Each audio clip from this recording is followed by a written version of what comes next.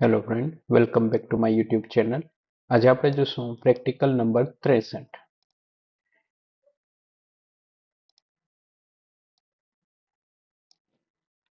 જુઓ મિત્રો, સૌથી પ્રથમ આપણે જોશું રાઇટ ફંક્શન. રાઇટ ફંક્શન માટે પ્રથમ આપણે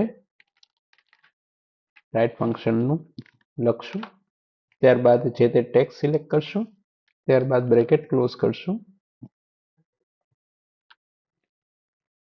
પણ એની પહેલા આપણે અહીંયા જેટલા શબ્દોને આપણે જમણી બાજુથી લેવા છે તેટલા શબ્દો અહીંયા લખશું, જેમ કે 5. ઓકે, જો રાઇટ ફંક્શનથી શું થાય છે, જમણી બાજુથી અમુક ચોક્કસ કેરેક્ટર લેવા માટે રાઇટ ફંક્શનનો ઉપયોગ થાય છે. અહીંયા મેં 5 લખ્યું છે એટલે જમણી બાજુથી 5 કેરેક્ટરને અહીંયા લઈ દેશે. તેવી જ રીતે લેફ્ટ ફંક્શન કામ કરે છે. ડાબી બાજુથી જેટલા પણ કેરેક્ટર આપણે જોતા હોય તે અહીંયા લખી નાખવાના છે. જેમ કે અહીંયા પણ હું લખું છું 5, બ્રેકેટ ક્લોઝ, એન્ટર.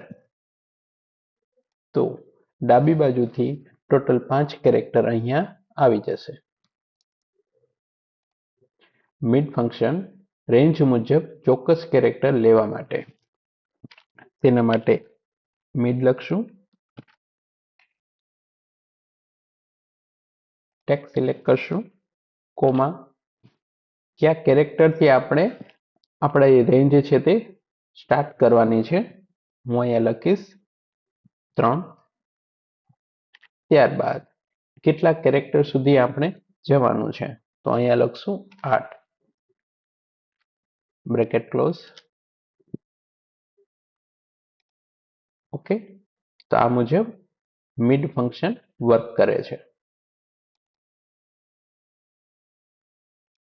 ત્યારબાદ જોઈએ upper, lower and len function.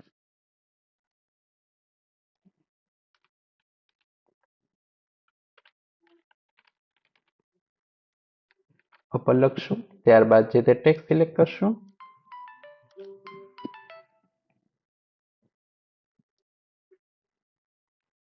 Okay, પછી આપશું એન્ટર. અહીં તમે જોઈ શકો છો મિત્રો કે આપણે શૈલેષ મોતીવરસ જે સ્મોલ કેરેક્ટરમાં લખ્યું હતું તે અહીંયા પ્રથમ એબીસીડીમાં આવી ચૂક્યું છે.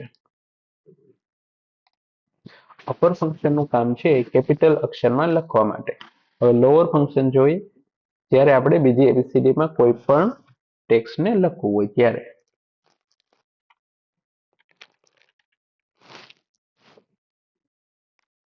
લોઅર લખશું, ટેક્સ્ટ સિલેક્ટ કરશું, બ્રેકેટ ક્લોઝ, એન્ટર. ઓકે, અહીંયા શૈલેષ મોતીવરસ ઓલરેડી બીજી એબીસીડીમાં છે એટલે કશો ફેર નહીં પડે. જ્યારે રાજન સોનવડે છે એ કેપિટલમાં છે એ સ્મોલ થઈ જશે. પ્રોપરમાં જોઈએ,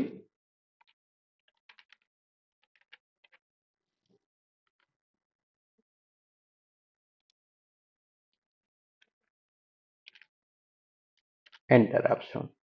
પ્રોપર ફંક્શનમાં દરેક શબ્દનો પહેલો કેરેક્ટર છે તે કેપિટલમાં આવી જશે. લેન એટલે ટોટલ કેટલા કેરેક્ટરનો યુઝ થયો છે એ જાણવું હોય તો લેન ફંક્શન છે.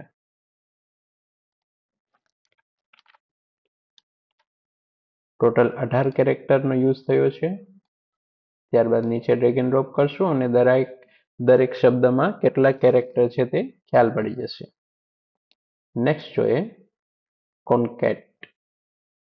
ઓકે, જ્યારે આપણે ટેક્સ્ટની અંદર બે ટેક્સ્ટને કમ્બાઈન કરવાની જરૂર પડે ત્યારે કોન્કેટનેટ ફંક્શનનો ઉપયોગ થાય છે. એના માટે પ્રથમ આપણે ઇઝ ઇક્વલ ટુ કરશું, કોન્કેટનેટ ફંક્શન લેશું, પ્રથમ સેલ સિલેક્ટ કરશું, કોમા કરશું, બીજું સેલ સિલેક્ટ કરશું, બ્રેકેટ ક્લોઝ કરશું, એન્ટર આપશું. ઓકે, તો અહીંયા તમે જોઈ શકો છો કે શૈલેષ મોતીવરસની વચ્ચે સ્પેસ નથી. તો સ્પેસ ઇનપુટ કરવા માટે આપણે સ્પેસ કરશું. ઓકે મિત્રો, અહીંયા ડબલ ઇન્વર્ટેડ કોમામાં આપણે વચમાં સ્પેસ કરી છે. ત્યારબાદ હવે આપણે પાછું એન્ટર આપશું. ઓકે, તો અહીંયા શૈલેષ મોતી વર્ક્સ વચ્ચે સ્પેસ આવી ચૂકી છે. સેમ વસ્તુ છે ટેક્સ્ટ ટુ જોઈન ફંક્શન પણ કરે છે, પરંતુ ટેક્સ્ટ ટુ જોઈન તે MS એક્સેલની 2019-2021ના વર્ઝનમાં ઉપયોગી છે.